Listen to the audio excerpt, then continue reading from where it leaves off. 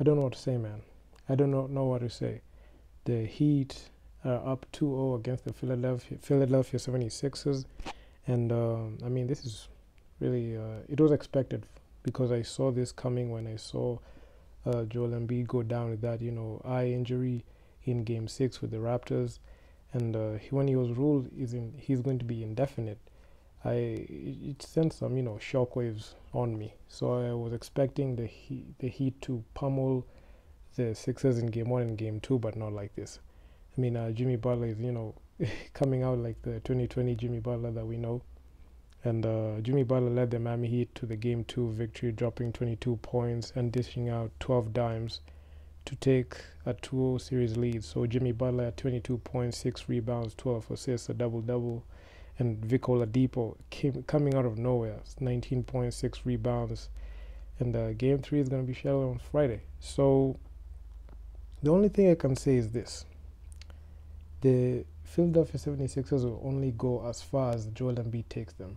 Okay, he's going to be he was listed to come back in Game 3 and Game 4. But as we stand right now, the guys on the floor right now, they can't work without having a guy like Joel Embiid right there. Because when you have a situation where your MVP, your star caliber player, your star center is not on the court, and you implode like this, I mean, it's telling. It's telling to show. It just shows you that that team, man, it was highly reliant on Joel Embiid. I mean, James Harden is looking like a shell of himself. He doesn't even look like the Houston James Harden anymore. I mean, those MVP days, man, I can just say they're just gone at this point because he's not the, I don't expect him to, drop, 40 a game or even average 36 points per game like in 2018, but at least I expected some fight from this guy. I mean, you would expect that they will have at least tied the series up.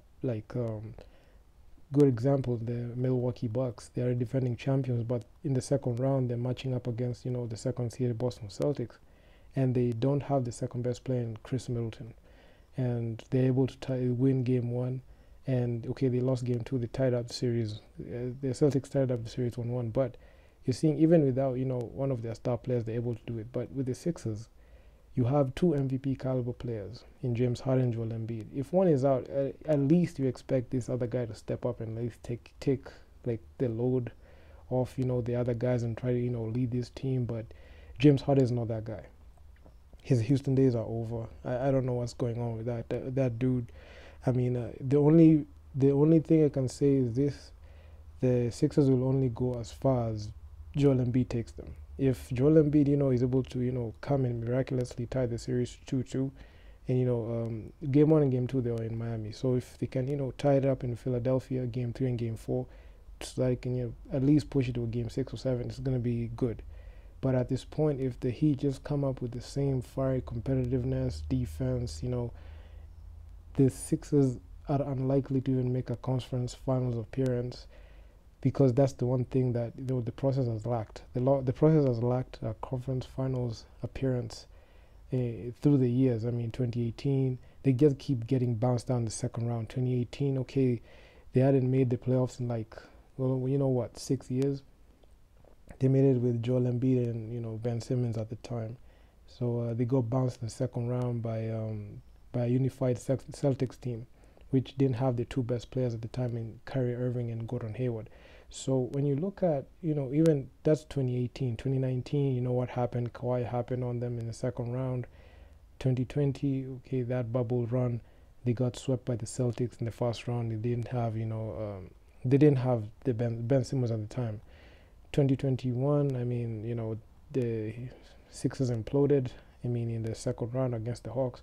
So this is do or die for them, because if the Sixers are not going to be able to make it past the Miami Heat, or at least make this series interesting, the process will fail again the way it failed, this other time, because they swapped out Ben Simmons for James Harden for a reason. And if this duo fails again, I mean, it's just going to reflect poorly on the resume of both Joel Embiid and James Harden, especially James Harden, because he wanted to be in the Sixers.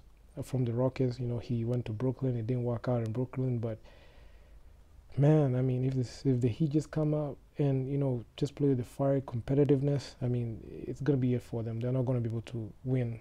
They're not gonna be able to make the series interesting, and I feel like it's gonna be a very short series, either 5 or 6 games to the Miami Heat. And man, I mean, Jimmy Butler is just that dude, man. Especially that whole core, the sixth man of the year, Tyler Hero. I mean, they're just doing wonders, man. And if the Sixers don't make this thing interesting when they get back to Philadelphia, man, I don't know. It's just gonna be like the Nets, the way it all happened when jokingly you saw that Jason Tatum, Jaylen Brown, they just took over and they just swept the Celtics. So this just swept the Brooklyn Nets. So yeah, I mean, it's gonna be the same thing. If the Sixers don't get it together, Jimmy Butler and Tyler Hero and Bam Adebayo, Victor Oladipo right there, PJ Tucker, just gonna sweep you guys. So unfortunately, you just have to come up and pull up. So that's all I gotta say about that series, because man, I mean, the rate at which teams are going up 2-0, even the Suns went up 2-0 against the Dallas Mavericks. So man, they just need to get it together. So that's all I gotta say, man. So like the video, subscribe to the channel, turn on notification posts, that you never miss any new videos I'm coming out with, and I'm out. Peace.